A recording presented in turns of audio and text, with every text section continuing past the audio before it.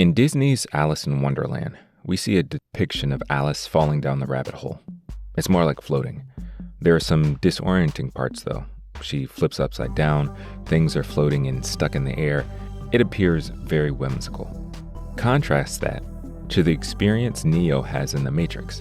His falling down the rabbit hole was terrifying. He uses his eyes for the first time to see a giant robot and is subsequently flushed down the toilet. Later, Morpheus peels back the veil of the false reality the Matrix creates, and Neo loses it to the point that he falls down in his own throw-up. Rightfully so. He realized his whole life was a fabrication, a lie, a cover-up used to distract him from reality and ultimately make use of him for the benefit of the machines. What I really dislike about the red pill movement or ideology is that it presents a pseudo-unveiling to the real world, using this great motif, this great imagery of the Matrix. The main tenets of the red pill ideology include the belief that men are opposed by a society dominated by feminism, the promotion of hypermasculinity, and the idea that men must fight against perceived injustices to reclaim their status. This ideology often portrays women as manipulative and positions men as victims in a gender-based society. This was a AI-generated summary of what the tenets of the red pill movement are. But that's not at all the real world. And I think some men are coming to that realization, that what was sold to them from this movement is crap. It upsets me that they use this imagery to keep men trapped in the real machine, especially brothers who don't realize they're being dragged into white supremacist ideology and Christian nationalism. When you really start to see clearly from the wool that's been pulled over our eyes, falling down the rabbit hole is more like what Neo experienced, rather than Alice in Wonderland.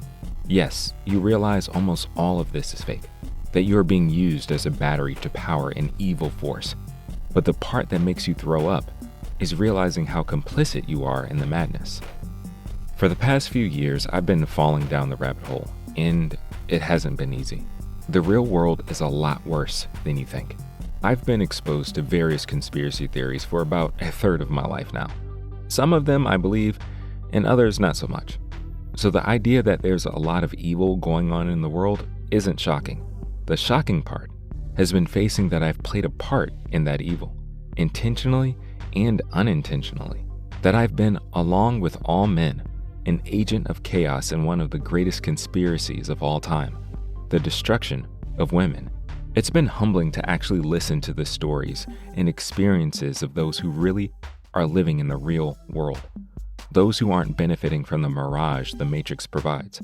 Those who aren't really rewarded for propping up these evil systems that rule the world. And the thing is, those in the red pill and manosphere movement keep us from listening to the real oracles of the world. Women, more specifically, Black women.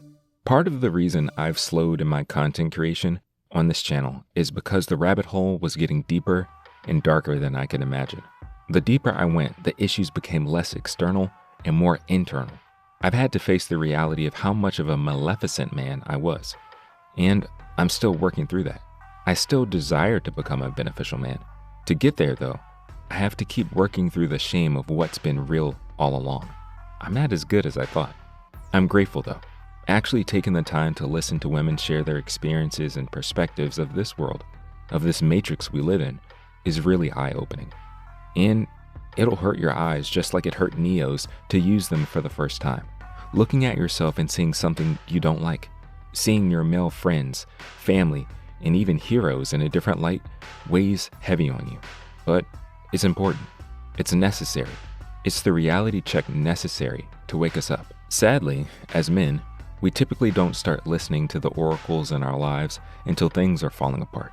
And I'm afraid even though this society is falling apart, a lot of men are doubling down to hold on to this evil computer program we all exist in, even though it's destroying all of us, men, women, and children. You think the male loneliness epidemic is a result of feminism? No, it's because we've been screwed over by the powers that be, which convinced us patriarchy, capitalism, and rugged individualism was the way to go. And we ate it up. We love it. We're taught to love it. We're rewarded for loving it. And all it is poison. It puts a battery in us to be slaves to something that ultimately doesn't care for us at all. Something women have been telling us for decades, but we chose not to listen.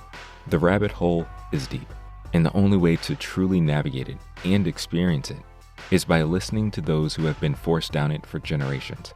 I say all that to say, if you really want to wake up, if you really want to change in your life, if you really want to fight against the machine, listen to those who have been most harmed by it. And it ain't men.